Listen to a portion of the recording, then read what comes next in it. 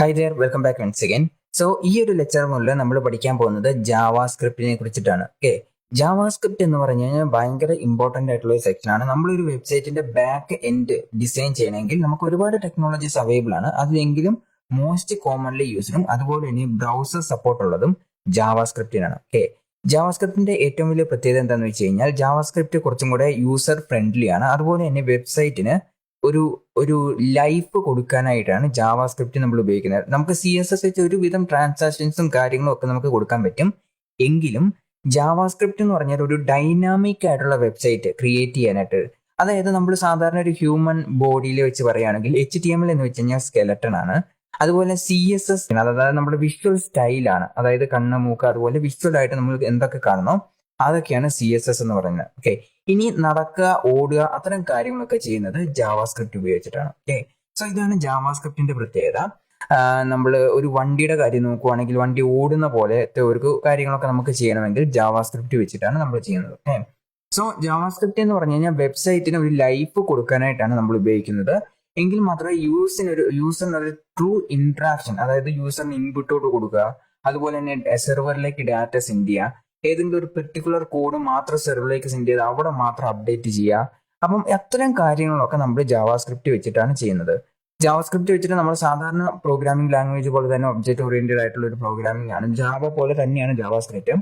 പക്ഷെ ജാവയും Java സ്ക്രിപ്റ്റും entirely different ആണ്. ഇത് രണ്ടും ഡെവലപ്പ് ചെയ്തിട്ട് രണ്ട് ഡിഫറെന്റ് ഓർഗനൈസേഷൻസ് ആണ്. ഈ രണ്ട് ലാംഗ്വേജിനും ആ ഒരു നെയിം ജാവ എന്ന് പറഞ്ഞൊരു നെയിം അല്ലാതെ വേറൊരു സിമിലാരിറ്റീസും ഇല്ല. എൻറ്റയർലി ഡിഫറെന്റ് ലാംഗ്വേജസ് ആണ് ജാവാ സ്ക്രിപ്റ്റ് എന്ന് പറയുന്നതും അതുപോലെ തന്നെ ജാവ എന്ന് പറയുന്നതും. ജാവ ക്രിയേറ്റ് ചെയ്തതിന് ശേഷമാണ് ജാവാ സ്ക്രിപ്റ്റ് ക്രിയേറ്റ് ചെയ്തത്. അതിന്റെ കാരണം എന്താണെന്ന് ചോദിച്ചു കഴിഞ്ഞാൽ ജാവാ സ്ക്രിപ്റ്റ്, ജാവ എന്ന് പറഞ്ഞ നെയിമിന് മീനിങ് എന്താ നോക്കിക്കഴിഞ്ഞാൽ പ്രത്യേകിച്ച് ഒരു മീനിങ്ങും ഇല്ല. ജസ്റ്റ് ഒരു നെയിം മാത്രമേ ഉള്ളൂ ജാവ എന്ന് പറയുന്ന നെയിം. ഓക്കെ, പിന്നെ ജാവ ഡെവലപ്പ് ചെയ്തതിന് ശേഷം വന്ന ജാവാ സ്ക്രിപ്റ്റിന് എങ്ങനെയാണ് ഒരു റിലേഷനും ഇല്ലാതെ തന്നെ ജാവാ സ്ക്രിപ്റ്റ് എന്ന് പറഞ്ഞ പേര് വന്നത്? മോസ്റ്റ് കോമൺലി എല്ലാവരും ചോദിക്കാൻ സാധ്യതയുള്ള ഒരു ക്വസ്റ്റ്യൻ ആണിത്. അതിന്റെ കാരണം എന്താണെന്ന് വെച്ച് കഴിഞ്ഞാൽ ഈ ജാവാ സ്ക്രിപ്റ്റ് ഡെവലപ്പ് ചെയ്യുന്ന സമയത്ത് ഇനീഷ്യലി നമ്മൾ വെബ്സൈറ്റ് ഒക്കെ നോക്കി കഴിഞ്ഞാൽ അതിന്റെ HTML ആദ്യം HTML സപ്പോർട്ട് ചെയ്യായിരുന്നു, പിന്നെയാണ് CSS സപ്പോർട്ടും ഒക്കെ കൊണ്ടുവന്നത്. നമ്മൾ HTML സെക്ഷനിൽ ആൾറെഡി പഠിച്ചിട്ടുള്ളതാണ്. പിന്നീടാണ് അതിന് ജാവാ സ്ക്രിപ്റ്റ് സപ്പോർട്ടും കൂടെ വരുന്നത്. ഓക്കെ, സോ അങ്ങനെ ആദ്യം ഇനീഷ്യലി HTML CSS ഒക്കെ ഡെവലപ്പ് ചെയ്യുമ്പോൾ അതിന് ഫങ്ഷനാലിറ്റി കൊടുക്കാൻ പറ്റുന്നില്ലാത്തതുകൊണ്ടാണ് ജാവ എന്ന് പറഞ്ഞൊരു ലാംഗ്വേജിനെ ബേസ് ചെയ്തിട്ട്, കാരണം ആ കാലത്ത് ജാവ സ്ക്രിപ്റ്റ് ഡെവലപ്പ് ചെയ്യുന്ന സമയത്ത് ജാവ എന്ന് പറഞ്ഞു കഴിഞ്ഞാൽ അത്യാവശ്യം പോപ്പുലർ ആയിട്ടുള്ള ഒരു ലാംഗ്വേജ് ആയിരുന്നു. ഇവൻ നമ്മൾ പൈത്തൺ ഒക്കെ നോക്കിക്കഴിഞ്ഞാലും ജാവയ്ക്ക് മുമ്പേ ഡെവലപ്പ് ചെയ്തിട്ടുള്ള ഒരു ലാംഗ്വേജ് ആണ് പൈത്തൺ ലാംഗ്വേജ്. പക്ഷേ ആ ഒരു കാലത്ത് പൈത്തൺ അത്രയും പോപ്പുലാരിറ്റി കിട്ടിയിട്ടില്ല. പിന്നീട് ഈ ഒരു കാലത്തേക്ക് വന്നപ്പോൾ നമ്മൾ ഏകദേശം ഒരു 2010 ശേഷമാണ് പൈത്തന് പോപ്പുലാരിറ്റി വരുന്നത്. അതിന്റെ കാരണം എന്താണെന്ന് വെച്ച് കഴിഞ്ഞാൽ മെഷീൻ ലേണിംഗ് AI-ക്കൊക്കെ പൈത്തൺ ഒരുപാട് ഉപയോഗിക്കാൻ തുടങ്ങി. അതുപോലെ തന്നെ അത് മാത്രമല്ല, പൈത്തൺ കോഡ് എന്ന് പറഞ്ഞാൽ എഴുതാൻ കുറച്ചും കൂടെ സിംപ്ലിസിറ്റി ഉള്ള കാരണം കൊണ്ടാണ്. ഒബ്ജക്ട് ഓറിയന്റഡ് ആണ്, അതുപോലെ തന്നെ കമാൻഡ് ലൈൻ അത്തരം കാര്യങ്ങളുണ്ട്. എങ്കിലും പൈത്തൺ ഇനീഷ്യലി ജാവയ്ക്ക് മുമ്പ് ക്രിയേറ്റ് ചെയ്ത ലാംഗ്വേജ് ആണെങ്കിലും പൈത്തന് അത്രയും പോപ്പുലാരിറ്റി കിട്ടിയിട്ടില്ല. പക്ഷേ പൈത്തൺ ജാവയ്ക്ക് മുമ്പ് ക്രിയേറ്റ് ചെയ്തിട്ടുണ്ടെങ്കിലും അത് അതിന്റെ ഒരു യൂസറിന് യൂസ് ചെയ്യാൻ പറ്റിയ ഒരു രീതിയിൽ ആക്കി കൊണ്ടുവന്നത് ജാവ വന്നതിന് ശേഷമാണ്. ഓക്കെ, സോ അങ്ങനെ വന്നപ്പോൾ ഓട്ടോമാറ്റിക് ആയിട്ട് ആളുകൾ അത് സാധാരണ ആ ലാംഗ്വേജിൽ തന്നെ ഒരുപാട് ബഗ്ഗും കാര്യങ്ങളൊക്കെ വന്നു കഴിഞ്ഞപ്പോഴത്തേക്കും ആളുകൾ ഓട്ടോമാറ്റിക് ആയിട്ട് ജാവയിലേക്ക് ഷിഫ്റ്റ് ചെയ്യാൻ തുടങ്ങി. ഇനിഷ്യലി പൈത്തന്, അതുകൊണ്ടാണ് പൈത്തന് പോപ്പുലാരിറ്റി കിട്ടാതെ പോയത്. ഓക്കെ, സോ അങ്ങനെ ജാവ അത്യാവശ്യം പോപ്പുലർ ആയിട്ട് വന്നുകൊണ്ടിരിക്കുന്ന സമയത്ത് അത്യാവശ്യം ഒട്ടുമിക്ക എല്ലാ പ്രോഗ്രാമിംഗ് ലാംഗ്വേജുകളും എല്ലാ പ്രോഗ്രാമിംഗ് എൻവയോൺമെന്റുകളിലും ജാവ ഉപയോഗിക്കാൻ തുടങ്ങി. നമ്മൾ പണ്ടത്തെ ഫോണുകളൊക്കെ നോക്കിക്കഴിഞ്ഞാൽ കംപ്ലീറ്റ് ആയിട്ട് ജാവ ഉണ്ടായിരിക്കും, സിംപിയം ബേസ്ഡ് ആയിട്ടുള്ള ഫോണുകൾ ഉണ്ടായിരിക്കും. അപ്പൊ അത്തരം കാര്യങ്ങളെല്ലാം ജാവ, ഇപ്പൊ നമ്മൾ ആൻഡ്രോയിഡ് നോക്കിക്കഴിഞ്ഞാലും അതിൽ ഇനീഷ്യലി ജാവ ആയിരുന്നു. ഇപ്പോഴാണ് കൊറ്റിലേക്കുള്ള മാറ്റമൊക്കെ വന്നത്. ഓക്കെ, സോ അത്ര മാത്രം പോപ്പുലാരിറ്റി ഉള്ള ലാംഗ്വേജ് ആയിരുന്നു. നമ്മൾ നേരത്തെ വെബ് ബ്രൗസർ ഒക്കെ എടുത്ത് നോക്കി കഴിഞ്ഞാൽ അതിൻ്റെ അകത്ത് ജാവ വെച്ച് നമുക്ക് ആപ്ലിക്കേഷൻ ക്രിയേറ്റ് ചെയ്യാൻ പറ്റുമായിരുന്നു. അതായത് ജാവ സ്ക്രിപ്റ്റിന് സപ്പോർട്ട് ഇല്ലാതെ നമുക്ക് ഡയറക്റ്റ് ജാവ കോഡ് തന്നെ ഇതിൻ്റെ അകത്ത് എഴുതാൻ പറ്റുന്ന ചില ഫീച്ചേഴ്സും കാര്യങ്ങളൊക്കെ ഉണ്ടായിരുന്നു. പക്ഷെ ഇപ്പോൾ അതൊന്നും സപ്പോർട്ട് ആണില്ല. ഓക്കെ, സോ ആ ഒരു കാലത്ത് ജാവയ്ക്ക് അത്രയും പോപ്പുലാരിറ്റി ഉള്ളതുകൊണ്ടാണ് ജാവ എന്ന് പറഞ്ഞും അതിന്റെ ഒപ്പം സ്ക്രിപ്റ്റ് എന്ന് പറഞ്ഞ നെയിമും എടുത്തിട്ട് ജാവ സ്ക്രിപ്റ്റ് എന്ന് പറഞ്ഞ ഒരു ലാംഗ്വേജ് ക്രിയേറ്റ് ചെയ്തു. ഓക്കെ, അല്ലാതെ ജാവയ്ക്കും ജാവ സ്ക്രിപ്റ്റിനും യാതൊരു ബന്ധവും ഇല്ല. രണ്ട് ഡിഫറെന്റ് ഓർഗനൈസേഷൻസ് ആണ്. ഓക്കെ, ഇനി ജാവയും ജാവ സ്ക്രിപ്റ്റും ഇപ്പോഴും മെയിൻറ്റെയിൻ ചെയ്യുന്നതും രണ്ട് ഡിഫറെന്റ് ഓർഗനൈസേഷൻസ് ആണ്. രണ്ടുപേർക്കും പ്രത്യേകിച്ച് റിലേഷൻ ഒന്നും തന്നെ ഇല്ല. ഇനി ജാവ സ്ക്രിപ്റ്റിന്റെ ഏറ്റവും വലിയ പ്രത്യേകത എന്താണെന്ന് വെച്ചാൽ ജാവ അറിയാമെങ്കിൽ, അതായത് നിങ്ങൾക്ക് ജാവ അറിയാമെങ്കിൽ ജാവ സ്ക്രിപ്റ്റ് പഠിക്കാൻ കുറച്ചും കൂടി എളുപ്പമായിരിക്കും. കാരണം അതിന്റെ അതേ ആ ഒരു മെത്തേഡിലാണ് ഈ ഒരു ജാവാ സ്ക്രിപ്റ്റിനെ ക്രിയേറ്റ് ചെയ്തിട്ടുള്ളത്. കാരണം അതിൽ നിന്ന് ഇൻസ്പയർ ആയതുകൊണ്ടാണ് ജാവാ സ്ക്രിപ്റ്റ് എന്ന് പറഞ്ഞ പേര് ഇട്ടിരിക്കുന്നത്. അതുപോലെ തന്നെ ആ ജാവ എങ്ങനെയാണ് എഴുതുന്നത് അതേപോലെയൊക്കെ തന്നെയാണ് ജാവാ സ്ക്രിപ്റ്റും എഴുതുന്നത്. ഓക്കെ, വളരെ അവിടെ ഇവിടെയും കുറച്ച് ചെറിയ വ്യത്യാസം ഒക്കെ ഉള്ളൂ ജാവാ സ്ക്രിപ്റ്റ് എന്ന് പറയുന്നത്. പക്ഷെ ഇതൊരു web browser dependent programming language ആണ്. അതായത് ബ്രൗസറിന്റെ ഉള്ളിൽ മാത്രമേ ജാവാ സ്ക്രിപ്റ്റ് റൺ ആവത്തുള്ളൂ. നമ്മൾ HTML CSS ഒക്കെ ഉള്ളതുപോലെ തന്നെ ഇനി നോഡൊക്കെ JS ഉപയോഗിച്ചിട്ട് നമുക്ക് ബ്രൗസർ ഇല്ലാതെയും ജാവാ സ്ക്രിപ്റ്റ് റൺ ചെയ്യാൻ പറ്റും. ഡയറക്റ്റ് ആയിട്ട് നോഡ് JS അത് എൻ്റെ ഡിഫറെന്റ് ആയിട്ടുള്ളൊരു പ്ലാറ്റ്ഫോമാണ്. നോഡിനെ കുറിച്ചൊക്കെ നമ്മൾ പഠിക്കുന്നതായിരിക്കും. ഇപ്പൊ നമ്മൾ ജസ്റ്റ് ജാവാ സ്ക്രിപ്റ്റ് സ്റ്റാർട്ട് ചെയ്യാണ്. ഓക്കെ, സോ ആദ്യമായിട്ട് നമ്മൾ പഠിക്കാൻ പോകുന്നത് ജാവാ സ്ക്രിപ്റ്റിന്റെ ഫീച്ചേഴ്സ് എന്തൊക്കെയാണെന്നാണ്. ഓക്കെ, ജാവാ സ്ക്രിപ്റ്റിന്റെ ആദ്യത്തെ ഫീച്ചർ എന്ന് പറയുന്നത്, അതായത് ഞാൻ നേരത്തെ പറഞ്ഞ പോലെ ഇന്ററാക്റ്റീവും ഡൈനാമിക്കും ആയിട്ടുള്ള ഒരു കണ്ടന്റ് വെബ് ബ്രൗസറിന്റെ ഉള്ളിൽ ക്രിയേറ്റ് ചെയ്യാനായിട്ടാണ് ജാവാ സ്ക്രിപ്റ്റ് ഉപയോഗിക്കുന്നത്. എന്താണ് ഇന്ററാക്റ്റീവ് കണ്ടന്റ് എന്ന് വെച്ച് കഴിഞ്ഞാൽ, ഇന്ററാക്റ്റീവ് എന്ന് പറഞ്ഞു കഴിഞ്ഞാൽ യൂസറിന് ഇന്ററാക്ട് ചെയ്യാൻ പറ്റും. ഉദാഹരണത്തിന് യൂസറിന് ഇൻപുട്ട് കൊടുക്കുവാണ്. ഇപ്പോൾ ഫോൺ നമ്പർ ടൈപ്പ് ചെയ്യേണ്ട സ്ഥലത്ത് യൂസർ ജസ്റ്റ് ആൽഫബറ്റ് ടൈപ്പ് ചെയ്ത് വെക്കുവാണ്. ഓക്കെ, സോ അത്തരം സാഹചര്യങ്ങൾ ജാവാ സ്ക്രിപ്റ്റ് ഉപയോഗിച്ചിട്ട് നമുക്കത് ഫോൺ നമ്പർ തന്നെയാണോ അവിടെ കൊടുത്തിരിക്കുന്ന ഇൻപുട്ട്. നമ്മൾ HTML സെക്ഷനിൽ ഫോംസിനെ കുറിച്ചൊക്കെ പഠിച്ചിട്ടുണ്ടായിരുന്നു അല്ലേ? അതുപോലെ തന്നെ CSS സെക്ഷനിൽ നമ്മൾ ഫോംസിന് സ്റ്റൈലിംഗ്, അതായത് ഇൻപുട്ട് ടാഗിന് സ്റ്റൈൽസ് എങ്ങനെയാണ് കൊടുക്കുന്നതെന്ന് പഠിച്ചിട്ടുണ്ടായിരുന്നു. ഓക്കെ, പക്ഷേ നമ്മൾ HTML സെക്ഷനിൽ തന്നെ ആദ്യം പഠിച്ചൊരു കാര്യമാണ്, ചില ബ്രൗസറുകളിൽ ഉദാഹരണത്തിന് ഫയർഫോക്സോ അതുപോലെ തന്നെ നമ്മുടെ മൈക്രോസോഫ്റ്റ് എഡ്ജോ അങ്ങനത്തെ ചില ബ്രൗസറിൽ നമ്മൾ നമ്പർ ഇൻപുട്ടാണ് കൊടുത്തിരിക്കുന്നതെങ്കിലും അവിടെ നമുക്ക് ക്യാരക്ടേഴ്സും ടൈപ്പ് ചെയ്യാൻ പറ്റും. അത് ബ്രൗസറിന്റെ ഇഷ്യൂ ആണ് ആക്ച്വലി. പക്ഷേ നമ്മൾ ഒരു ഫോം ക്രിയേറ്റ് ചെയ്യണം, യൂസറിന് ഈ ഒരു വെബ്സൈറ്റിൽ അക്കൗണ്ട് ഉണ്ടാക്കാനായിട്ട് നമ്മളൊരു ബാങ്കിങ് വെബ്സൈറ്റ് ക്രിയേറ്റ് ചെയ്യാന്ന് വിചാരിക്കുക. ഓക്കെ, അപ്പോൾ യൂസറിന് അക്കൗണ്ട് ക്രിയേറ്റ് ചെയ്യാൻ വേണ്ടിയിട്ട് നമ്മൾ എന്താ ചെയ്യുന്നു, ഫോൺ നമ്പർ എന്ന് പറഞ്ഞൊരു സ്ഥലം കൊടുത്തിരിക്കുകയാണ്. ആ ഫോൺ നമ്പർ സ്ഥലത്ത് ഫ്രോഡ് ആക്ടിവിറ്റീസ് ഒക്കെ ചെയ്യുന്ന ആളുകൾ വന്നിട്ട് ക്യാരക്ടേഴ്സ് ടൈപ്പ് ചെയ്ത് വെച്ചിരിക്കുകയാണ്. അപ്പം ജാവാ സ്ക്രിപ്റ്റിന് സപ്പോർട്ട് ഇല്ലെങ്കിൽ അത് ക്യാരക്ടേഴ്സ് ആണ് യൂസർ ടൈപ്പ് ചെയ്തിട്ടുള്ളത് എന്ന് നമുക്ക് കണ്ടുപിടിക്കാൻ പറ്റത്തില്ല. HTML CSS ഉപയോഗിച്ച് നമുക്ക് ചെയ്യാൻ പറ്റത്തില്ല. അപ്പം അത്തരം സാഹചര്യങ്ങൾ നമുക്ക് ഇന്ററാക്റ്റീവ് ആയിട്ടുള്ള വെബ്സൈറ്റ് ക്രിയേറ്റ് ചെയ്യണമെങ്കിൽ നമ്മൾ എന്ത് ഉപയോഗിക്കണം, ജാവാ സ്ക്രിപ്റ്റ് ഉപയോഗിക്കണം. അപ്പം ഇങ്ങനത്തെ ഒരു വെബ്സൈറ്റ് ക്രിയേറ്റ് ചെയ്ത് കഴിഞ്ഞാൽ, അതായത് ഇത് ഇന്ററാക്റ്റീവ് ആയിട്ടുള്ള വെബ്സൈറ്റ് ആണ്, അതുകൊണ്ട് തന്നെ നമ്മൾ യൂസർ ഫോൺ നമ്പർ ടൈപ്പ് ചെയ്യേണ്ട സ്ഥലത്ത് ക്യാരക്ടേഴ്സ് ടൈപ്പ് ചെയ്താൽ, അതായത് ABC അങ്ങനത്തെ ക്യാരക്ടേഴ്സ് എന്തെങ്കിലും ടൈപ്പ് ചെയ്താലോ അതുപോലെ സ്പെഷ്യൽ ക്യാരക്ടേഴ്സ് ടൈപ്പ് ചെയ്താലോ ഈ ഇന്ററാക്റ്റീവ് ആയിട്ടുള്ള വെബ്സൈറ്റിനകത്ത് കണ്ടുപിടിക്കാൻ പറ്റും. ജാവാ സ്ക്രിപ്റ്റ് ഉപയോഗിച്ചിട്ട് നമുക്കത് കണ്ടുപിടിക്കാൻ പറ്റും. അങ്ങനെ യൂസറിന് ഒരു ഇറർ മെസ്സേജ് കൊടുക്കാം, നിങ്ങളുടെ ഫോൺ നമ്പറാണ് ടൈപ്പ് ചെയ്യേണ്ടത്, ഫോൺ നമ്പർ ടൈപ്പ് ചെയ്തെങ്കിൽ മാത്രമേ മുന്നോട്ട് പോകാൻ പറ്റത്തുള്ളൂ എന്നുള്ളത്. ഓക്കെ, സോ നമ്മൾ SCSS പഠിച്ച പോലെ തന്നെ നമുക്ക് ചില ലൂപ്പിംഗ് നമ്മൾ കണ്ടീഷണൽ സ്റ്റേറ്റ്മെന്റ്സ് ഒക്കെ നമുക്ക് ഈ ജാവാ സ്ക്രിപ്റ്റിൻ്റെ അകത്ത് നമുക്ക് എഴുതാൻ സാധിക്കും. ഓക്കെ, സോ അത്തരം കാര്യങ്ങളൊക്കെയാണ് ജാവാ സ്ക്രിപ്റ്റിൻ്റെ അകത്ത്. അതുപോലെ തന്നെ ഡൈനാമിക് കണ്ടന്റ് എന്ന് പറയുന്നുണ്ട്. എന്താണ് ഈ ഡൈനാമിക് കണ്ടന്റ് എന്ന് പറയുന്നത്? ഇപ്പോൾ ഉദാഹരണത്തിന് നമ്മൾ യൂട്യൂബ് ആപ്ലിക്കേഷൻ എടുക്കുകയാണ്. ഓക്കെ, യൂട്യൂബ് ആപ്ലിക്കേഷൻ എടുക്കുമ്പോൾ അതിൻ്റെ അകത്ത് ആക്ച്വലി ആ ഒരു വീഡിയോ പ്ലേ ചെയ്യുന്നത് എൻ്റെ വീഡിയോ ഡൗൺലോഡ് ചെയ്തിട്ടല്ല. ഓക്കെ, എൻ്റെ വീഡിയോ ഡൗൺലോഡ് ചെയ്തിട്ടാണ് നമ്മൾ ആ പ്ലേ ചെയ്യുന്നതെങ്കിൽ അതിന് ഒരുപാട് സമയം എടുക്കും. കാരണം നമ്മൾ 1 മണിക്കൂറുള്ള വീഡിയോ കാണുമെന്ന് വിചാരിക്കുക, യൂട്യൂബ് ഓപ്പൺ ചെയ്യുമ്പോൾ തന്നെ നമുക്ക് ആ വീഡിയോ പ്ലേ ആവാൻ തുടങ്ങും. അതിന്റെ കാരണം ആ വീഡിയോസ് ഭയങ്കരമായിട്ട് നമ്മൾ കട്ട് ചെയ്ത് വെച്ചിട്ടുണ്ട്. അതായത് 200 KB ഉള്ള ഓരോ ബാച്ച് സൈസായിട്ട് ഇങ്ങനെ കട്ട് ചെയ്ത് വെച്ചിരിക്കുകയാണ്. എന്നിട്ട് ഒരു ടൈപ്പ് ഓഫ് ബഫറിങ് ഉപയോഗിച്ചുകൊണ്ട് ഈ 200 KB ആദ്യത്തെ 200 KB വീഡിയോ നമുക്ക് വരുന്നു, അത് പ്ലേ ആകുന്നു. അതിനോടൊപ്പം നെറ്റ് ഉള്ളതുപോലെ, അതായത് നമ്മുടെ ഡാറ്റ വരുന്നതനുസരിച്ച് ബാക്കിയുള്ള പാക്കറ്റുകൾ ഇങ്ങനെ ഗെറ്റ് ചെയ്തുകൊണ്ടേയിരിക്കുന്നു. ഓക്കെ, എന്നിട്ട് ഈ ബഫറിലേക്ക് ഇങ്ങനെ ചേർത്ത് വെക്കുന്നു, അതായത് ഇൻപുട്ട് ബഫറിലേക്ക് ഇങ്ങനെ ചേർത്ത് വെക്കുന്നു. ആ ബഫറിലുള്ള കാര്യങ്ങൾ നമുക്ക് പ്ലേ ആയിക്കൊണ്ടേയിരിക്കുന്നു. അങ്ങനെയാണ് യൂട്യൂബിന്റെ വീഡിയോസ് ഒക്കെ പ്ലേ ആവുന്നത്.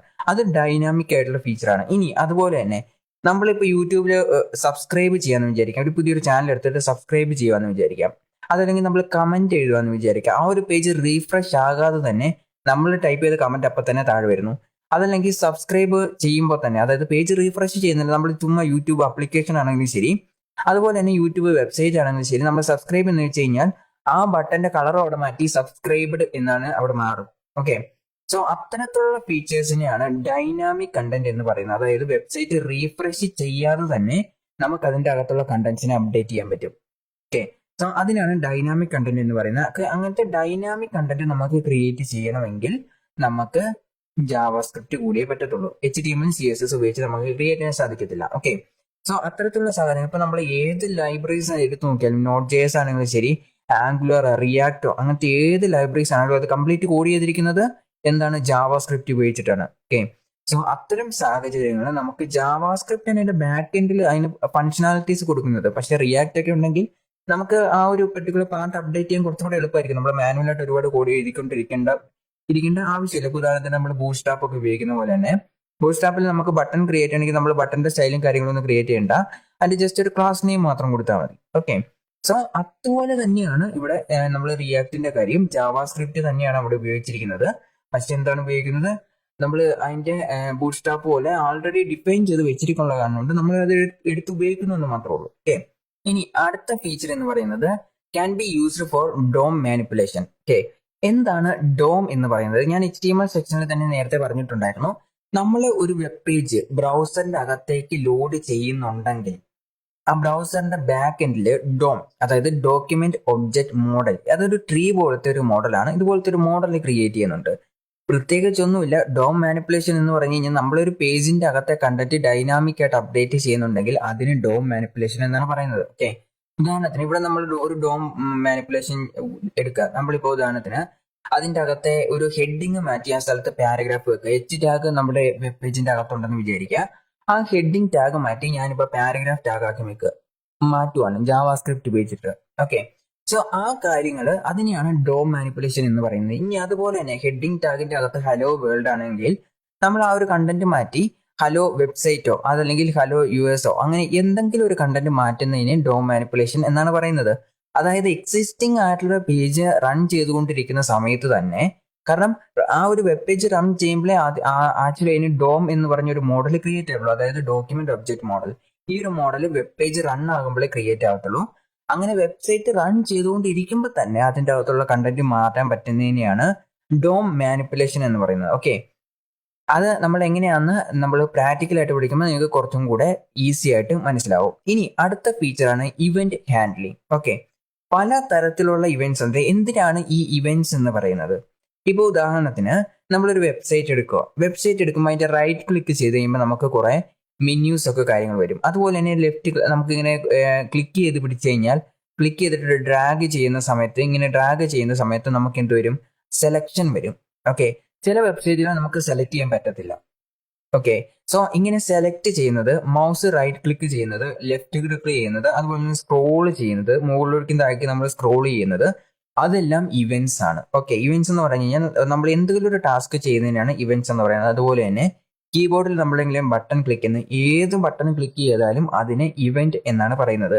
ഇത് ജാവാസ്ക്രിപ്റ്റിൽ മാത്രമല്ല, ഒട്ടുമിക്ക എല്ലാ പ്രോഗ്രാമിംഗ് ലാംഗ്വേജിലും ഉള്ളതാണ്. ഇപ്പൊ നമ്മൾ വിൻഡോസ് ആപ്ലിക്കേഷൻ അതല്ലെങ്കിൽ മാക്കോ ലിനക്സോ ആൻഡ്രോയിഡ് ആപ്ലിക്കേഷനോ ഇങ്ങനെ എല്ലാ കാര്യത്തിലും ഇവന്റ് ഹാൻഡ്ലിംഗ് എന്ന് പറഞ്ഞൊരു കോൺസെപ്റ്റ് ഉണ്ട്. ഇവന്റ് എന്ന് പറഞ്ഞു കഴിഞ്ഞാൽ നമ്മൾ ക്ലിക്ക് ചെയ്യുന്നത്, ഡ്രാഗ് ചെയ്ത് ഡ്രോപ്പ് ചെയ്യുന്നത്, അതുപോലെ തന്നെ ഫയൽ സെലക്ട് ചെയ്യുന്നത്, ഇതെല്ലാം ഇവന്റ്സിനെ ആണ് പറയുന്നത്. ഇപ്പൊ നമ്മൾ അതിൻ്റെ അകത്തൊരു ബട്ടൺ ഉണ്ടെങ്കിൽ അതിന്റെ ആ ബട്ടണിൽ ക്ലിക്ക് ചെയ്യുന്നത് ഇവന്റ് ആണ്. അതുപോലെ തന്നെ മൗസ് ക്ലിക്ക് ചെയ്യുന്ന ഇവന്റ് ആണ്. ഇനി ആൻഡ്രോയിഡ് ഫോൺ ആണെങ്കിൽ നമ്മൾ ടച്ച് ചെയ്യുന്നത് ഇവന്റ് ആണ്. ടച്ച് ചെയ്ത് മുകളിലേക്ക് up and down XY scroll ചെയ്യുന്നത് അത് ഇവന്റ് ആണ്. സോ ഇങ്ങനെ ഇവന്റുകളെ ഹാൻഡിൽ ചെയ്യാനായിട്ട് നമ്മൾ ജാവാസ്ക്രിപ്റ്റ് ഉപയോഗിക്കും. അതായത് ഇപ്പൊ നമ്മളൊരു ബട്ടൺ ഉണ്ടെന്ന് വിചാരിക്കുക. ആ ബട്ടണിൽ ക്ലിക്ക് ചെയ്ത് കഴിഞ്ഞാൽ ഒരു പോപ്പ് മെസ്സേജ് വരുന്നു, അതൊരു ഇവന്റ് ഹാൻഡ്ലിംഗ് ആണ്. അതുപോലെ തന്നെ മൗസിന്റെ റൈറ്റ് ക്ലിക്ക് ചെയ്തിട്ട് യൂസർ കോപ്പി ചെയ്യാൻ നോക്കുന്നു. അതായത് എനിക്ക് ആ വെബ്സൈറ്റിന്റെ കണ്ടന്റിനെ കോപ്പി ചെയ്ത് എനിക്ക് സ്വന്തമായിട്ടൊരു വെബ്സൈറ്റ് ഉണ്ടാക്കി അതിൻ്റെ അകത്ത് പേസ്റ്റ് ചെയ്യണം. അത് വേണമെങ്കിൽ നമുക്ക് പ്രിവെന്റ് ചെയ്യാൻ പറ്റും ജാവാസ്ക്രിപ്റ്റ് ഉപയോഗിച്ചിട്ട്. ഓക്കെ, സോ അതെല്ലാം ഇവന്റ് ഹാൻഡ്ലിംഗ് വരുന്ന കാര്യമാണ്. ഇങ്ങനെ മൗസ് ക്ലിക്ക് ചെയ്യുന്നത്, കീബോർഡ് ബട്ടൺ ക്ലിക്ക് ചെയ്യുന്നത്. ഇപ്പൊ നമ്മൾ ഈ ഓൺലൈൻ എക്സാമിന്റെ വെബ്സൈറ്റുകളൊക്കെ എടുത്ത് നോക്കിക്കഴിഞ്ഞാൽ നമുക്ക് അതിൻ്റെ അകത്ത് റൈറ്റ് ക്ലിക്ക് ചെയ്യാൻ പറ്റത്തില്ല. അതുപോലെ തന്നെ കീബോർഡ് ഷോർട്ട് കട്ടുകൾ ടൈപ്പ് ചെയ്യാൻ പറ്റത്തില്ല. അതായത് Ctrl+C, Ctrl+V.